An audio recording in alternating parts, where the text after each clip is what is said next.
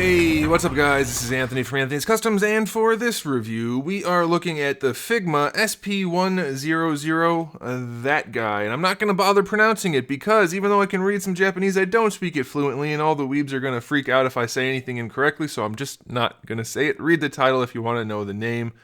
It's a cool looking figure if you like this kind of thing. It's got kind of a unique set of accessories, and it's got a pretty nice level of finish to it, so there's a little bit to talk about. Let's go ahead and get this guy off the stand so we can take a closer look. This guy stands just about 16 centimeters, which is going to make him just about 6¼ inches, right around there. And like I said, very nice level of finish. It's got a very stylized look, which it's supposed to, and they excelled at it. We have these little white lines along the hair, which give it a really cool shaded look.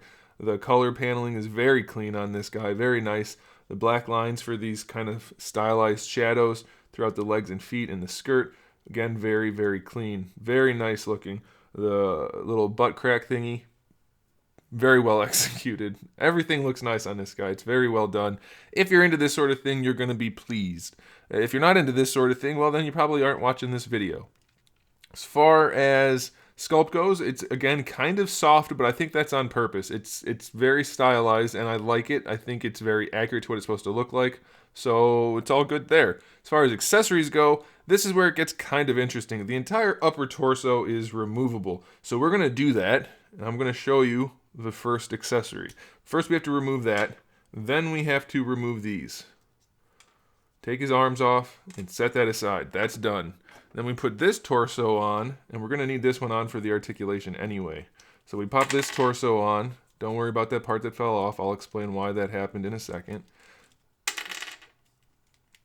It can be tricky to peg it on, but there we go. These guys are just floating sleeves. I almost called them cuffs, but that wouldn't really make sense. So they just go on like that. There's a hole all the way through, and then you peg the arm on through the sleeve, which is kind of a pain in the butt when it's not pegged on, but once it's pegged on, it's fine. So no worries. Don't worry about that falling off. It's not a big deal.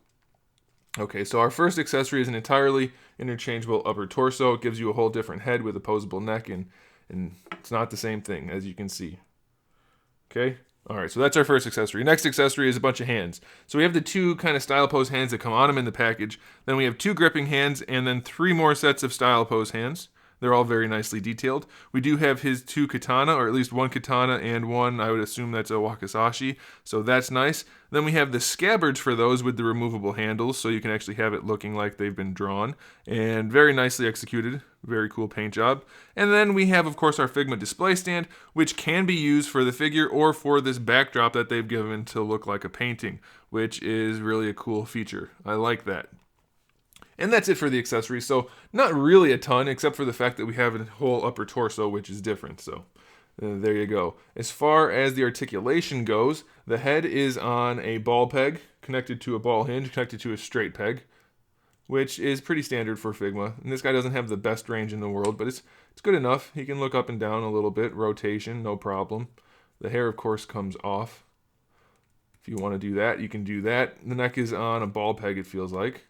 So pretty decent range. Shoulders, ball hinge for raising them up to the side. They're connected on a ball peg, but very little range there. Full rotation, though it has to be done at an angle due to all the baggy clothes. Bicep swivels up there, which works nicely. You do get a swivel out of the elbow joint, which works rather nicely, so that's good. And then the hinge itself tucks in when you're going straight, and when you're going out, it's not perfect, but it's not too ugly, so I'll take that. And then the wrists are on a little tiny ball hinge, or wrists are a little tiny ball hinge. No posability for the torso except for this joint down here, which you already kind of saw, which is a ball peg with a hinge with a straight peg, and that's on top of another ball peg. This is a floating piece, and then you can see the Figma articulation, kind of. Hopefully, yeah, you can see the 3 ball pegs. So that allows the hips to go pretty much all the way out to the side. Going forward is definitely going to be a problem. Let's go ahead and put it together so you can see how it is functionally. It can be a trick to peg this guy in, but once you do it a couple of times, it's not too bad. So bringing the legs forward is not super functional just because of the layers of plastic that are in the way, but you can get some posing out of him. The knee joint, not particularly attractive, but it's functional and not terrible once it's posed, so that's okay. And then the ankle goes really far back. That's really good. Going forward is really far also, so that's good. and then you can also rotate it for your ankle rocker.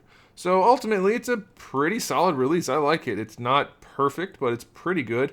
Let's see, what would I change? Anything? Maybe the elbows could look a little better, knees could look a little better in the neutral, but that's about it. It's pretty good, guys. I think if you're into this sort of thing, you're gonna like it. So I recommend it. Thanks for watching, guys. Oh, you know what maybe they could have done is put like some black lines on the hands there, kind of like they did down here, but that's about it. So yeah, okay, if you liked the video, guys, make sure you give it a thumbs up. It helps me out a lot. I would really appreciate if you guys could do that. Make sure you turn on notifications and subscribe, of course, because if you're not subscribed, you can't turn on notifications.